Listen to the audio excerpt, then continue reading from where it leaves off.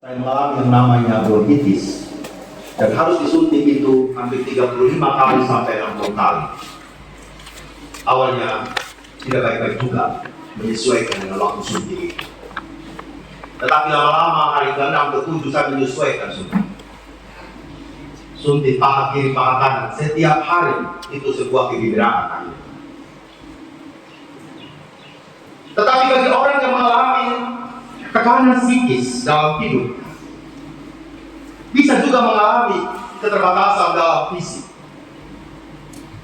Orang yang mengalami tekanan secara psikis mental tidak mau keluar untuk berjumpa dengan orang.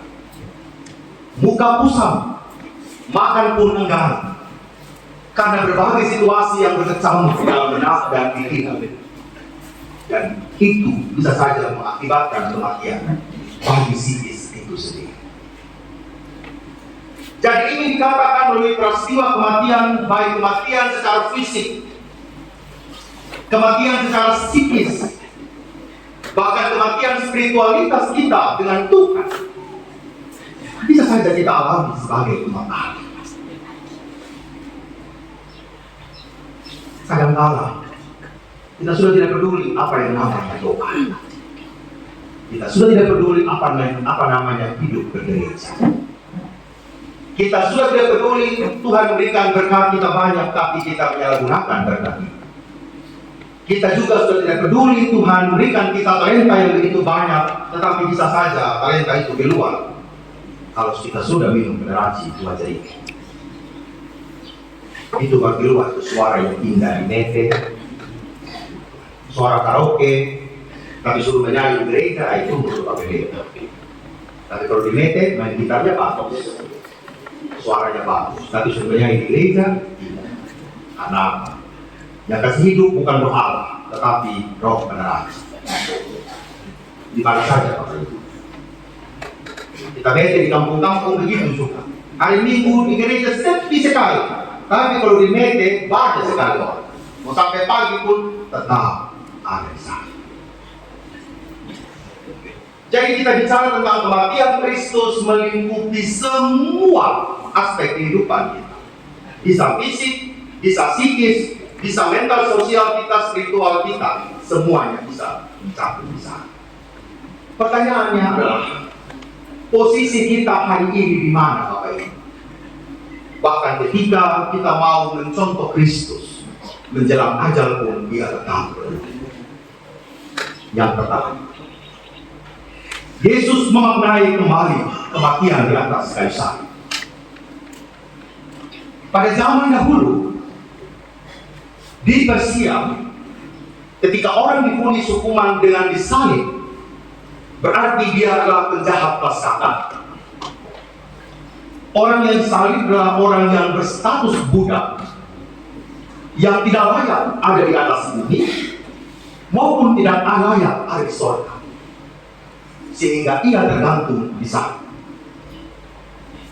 Penyaliban ini menggambarkan bahwa bumi menolak dan surga pun menolak. Namun dalam pemahaman salib itu, Yesus memulai sebuah jalan baru untuk memaknai salib, bahwa salib itu bukan kutukan, bahwa salib itu adalah lambang kemuliaan, bahwa salib itu merupakan lambang cinta Allah yang membangun jembatan antara Allah dan manusia secara vertikal, maupun antara manusia yang satu dengan manusia yang lain secara horizontal. Jadi dia tetap terbentuk seperti ini. Ada manusia dengan Allah, dan ada Allah, dan ada manusia dengan manusia yang lain. Dan pemaknaan itu dibangun kembali oleh Yesus terhadap para murid, sehingga di atas kayu salib tidak ada dendam, tidak ada membalas kejahatan dengan kejahatan, tidak membalas caci maki dengan caci maki, tidak membalas direndahkan kemudian direndahkan balik, tetapi Yesus mengangkat hati manusia untuk memaknai bahwa salib itu adalah kemuliaan. Dia membangun pemahaman baru ini. Ketika orang lain mengatakan bahwa salib itu adalah kutuk, Yesus ingin mempengaruhi sebuah pemahaman baru, sebuah stereotip, sebuah nilai baru yang dipahami bersama saat itu, bahwa itu bukan kutukan, tetapi sebuah pembaharuan hidup yang harus dimiliki oleh manusia. Bapak-bapak, apakah kita juga siap untuk memahami kembali seluruh pergumulan iman kita yang kita sebut sebagai memikul salib? Bahwa pergumulan-pergumulan hidup yang kita alami bukanlah sebuah kutukan yang harus kita jalani, tetapi sebagai sebuah cara Allah untuk memperjumpakan kita dengan sesuatu yang sejati, sesuatu yang murni, yaitu tetap terpaut kepada Allah, Sang Firman yang hidup. Yesus ingin menunjukkan lewat salib itu bahwa ada cinta yang ada di luar pikiran dan umat manusia, bahwa cinta yang luar biasa itu menembus seluruh sekat-sekat yang dibuat oleh manusia, bahwa kita jangan tertinggal pada pemahaman yang lama tentang kehidupan, tetapi kita harus membangun sesuatu yang baru untuk memahami kehidupan sendiri. Tahun-tahun politik baru saja kita lewati, Bapak-Bapak. Kekerasan-kekerasan berupa sindiran-sindiran di Facebook, kekerasan-kekerasan berupa menjelekkan pihak lain di Facebook, di media sosial, bahkan mungkin sedang berlanjut akhir-akhir ini menjelang pilkada, seharusnya membawa kita kepada sebuah pemikiran bahwa orang Kristen tidak harus bersikap seperti ini. Jangan sampai kita semua pun bisa saja menjadi bagian dari akun-akun palsu yang sedang berseliweran di mana saja hari ini. Jangan sampai kita bagian dari kampanye itu, kampanye hitam yang mungkin ada di warung-warung kopi, sambil kita nongkrong di DPR, sambil kita ada di rumah, bisa saja itu menjadi bagian dari hidup ini. Tetapi sebagai orang percaya kita harus menafsirkan ulang makna kehidupan kita, bahwa sejatinya dalam pikiran, perkataan, dan perbuatan kita seharusnya kemuliaan Kristus yang harus menjadi nyata. Disitulah sebenarnya kalau kita memahami, oh itulah salib itu yang harus saya pikir. Tahan mulut untuk tidak bicara yang kotor Papa Mama sebenarnya itu adalah salib yang kita taruh mulut di diri kita. Tidak berpikiran yang negatif terhadap orang lain adalah salib yang harus kita letakkan di dalam otak kita, sehingga tidak asal kita berbicara, tidak asal kita berbuat, tetapi kembali pada prinsip-prinsip firman Allah. Ketika Papa Mama pun sekiranya mungkin sedang mengalami saat-saat kelam dalam hidup ini, tidak perlu kita mencari kambing hitam. Dialah yang salah, saya yang benar. Gara-gara dia, makanya saya begini. Gara-gara dia, makanya saya sakit hati. Gara-gara dia, makanya saya tidak melayani. Gara-gara suami saya punya masalah, saya tidak ke gereja. Gara-gara anak saya punya pergumulan, saya juga tidak mau datang ke gereja. 3 hari lalu, kami menyelesaikan masalah seorang pendeta di Lewa. Saya garis bawah bahwa gereja adalah tempat orang yang berdosa. Dan kalau kita menghindari gereja, berarti kita adalah orang-orang yang penuh dengan gangguan. Berarti kita merasa orang yang paling benar. Orang yang tidak mau dibaharui hidup. Orang-orang yang menghindari persekutuan berarti dia sedang menganggap dirinya yang paling benar dan orang lainlah yang salah. Tetapi justru melalui persekutuan gereja ini, saya dan Papa Mama mau dibaharui oleh Allah. Hal yang kedua, saling melambangkan krisis, dan dalam krisis itu ada kepedulian. Siapa yang terluka kemudian mau mengampuni orang. Siapa yang sedang terluka tetapi masih punya hati untuk berbuat baik. Siapa yang sedang butuh beras banyak di rumah, tapi ketika orang datang pinjam beras tinggal 2 kilo, tetapi dia harus berbagi 1 kilo.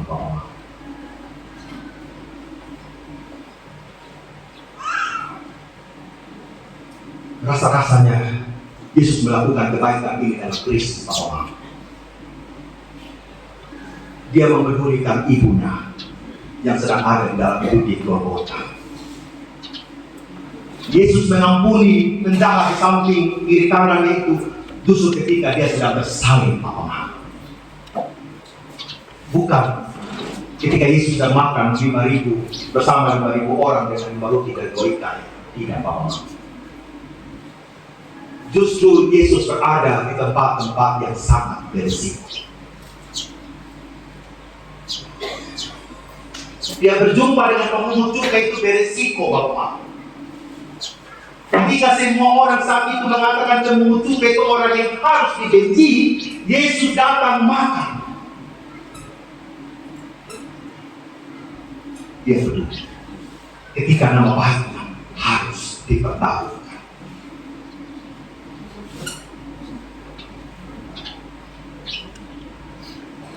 Kita bisa saja melayani dan berdiri di gereja dalam paduan suara terpadu dengan sejumlah beban yang ada di tubuh kita. Berarti kita adalah orang-orang yang memang bukan mengandalkan kekuatan kita. Benar-benar orang-orang yang mau mengandalkan kekuatan Allah.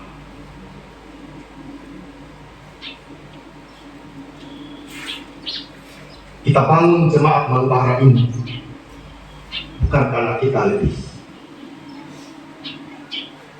tetapi karena kita kurang.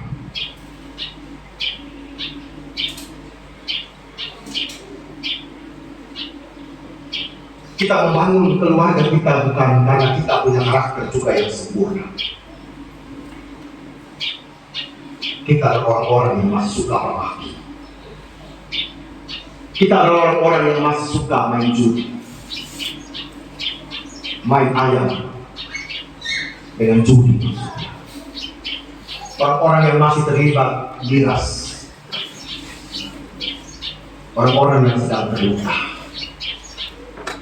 Tapi kita harus membangun keluarga kita.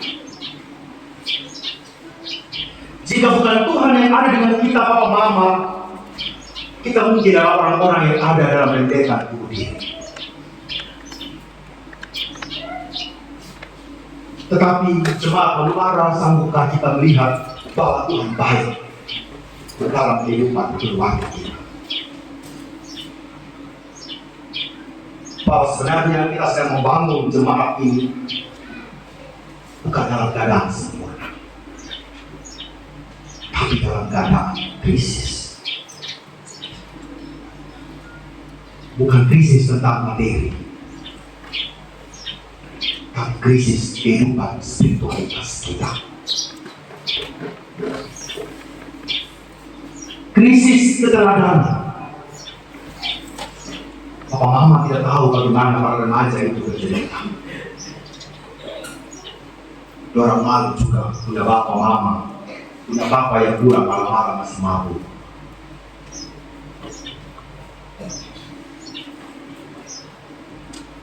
Sampai ada juga ya, sampai saat tidak enak bapak ibu.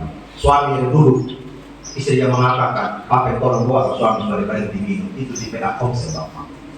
Bukan suami yang malu, bapak, saya yang malu.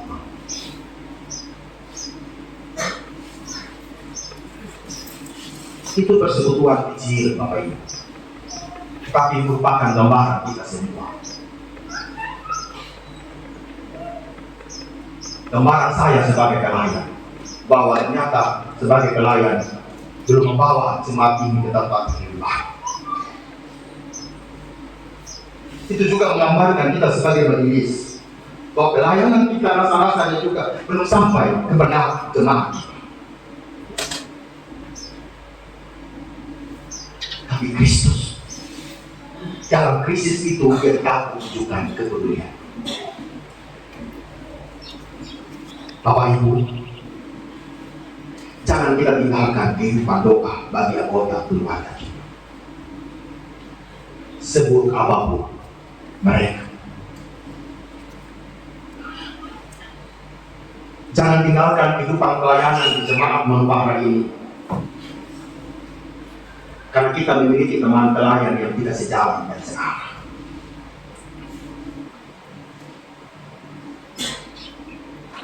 Kita bisa saling meninggalkan. Yesus juga bisa memilih jalan lain, tetapi dia tetap menghadapi salib itu. Bapak Ibu, melalui salib ini mari kita bangun kepedulian di dalam keluarga kita masing-masing. Tidak ada aib yang perlu kita tutup rapat-rapat.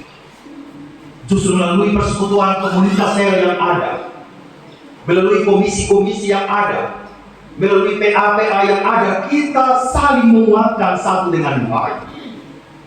Bukan untuk saling menghakimi, bukan untuk saling mencibir, bukan untuk saling menjelekkan satu dengan yang lain, tetapi untuk saling menguatkan. Karena tidak ada orang yang sempurna, Bapak Mama. Kalau sudah sempurna, saya juga tidak berdiri di sini, Bapak Mama. Kalau sempurna, saya juga tidak perlu belajar dari hidup kehidupan. Justru karena saya tidak tahu apa-apa, jadi saya mau belajar bersama dengan Bapak Ibu dan jemaat di sini. Supaya apa? Supaya kita saling menguatkan dan meneguhkan dalam perjalanan. Jadi tidak ada yang lebih, tidak ada yang kurang. Semuanya seimbang dalam takaran yang Tuhan nyatakan kepada kita. Bapak Ibu, marilah kita mempersiapkan hati kita untuk menyambut perjamuan kudus. Bagi Bapak Mama yang masih tahan diri, yang belum bisa ikut jalan berkecil hati, Tuhan juga menyapa Bapak Mama dengan caranya sendiri. Seraya berdoa, Tuhan mampu menyelesaikan masalah-masalah dalam rumah tangga kita. Baik suami atau istri, baik anak maupun orang tua, baik tetangga yang satu dengan tetangga yang lain, Tuhan sedang memberikan kesempatan untuk membenahi diri kita semua. Amin untuk firman Tuhan.